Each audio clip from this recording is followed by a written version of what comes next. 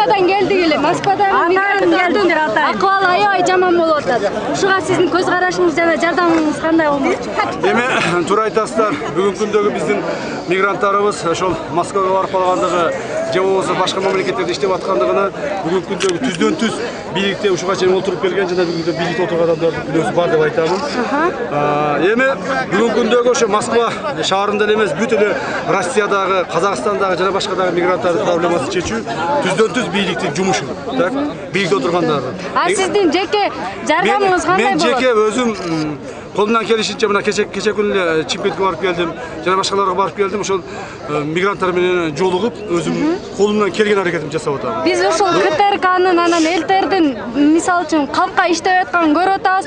Жаштар өзүбүз 20, 19, 18 жаштагы жаштар эле өзүбүз ушул эң кыйын спонсорлордон топтоп эң мамлекетте эң чоң бир телеканал ачайлы деп атканбыз. Эркиндик дегенчи, эркин элдик болсун, калктык болсун деп. А сизге ушул жардамыңыз болобу? Реклама бере аласызбы? Мындай деген мамлекетте азыр бүгүнкү күндө телевидение ача коюш оңой эмес, сразу ача коюш мүмкүн эмес.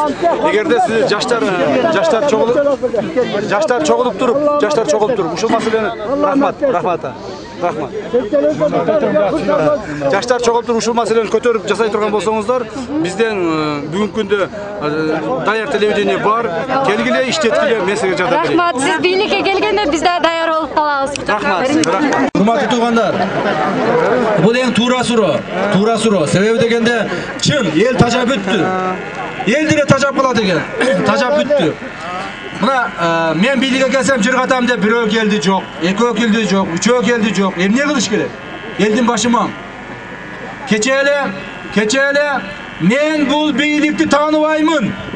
Мен бүгүнкү президентти тааныбаймын деген адамдар бүгүнкү президент указы менен ишке отуруп атышат.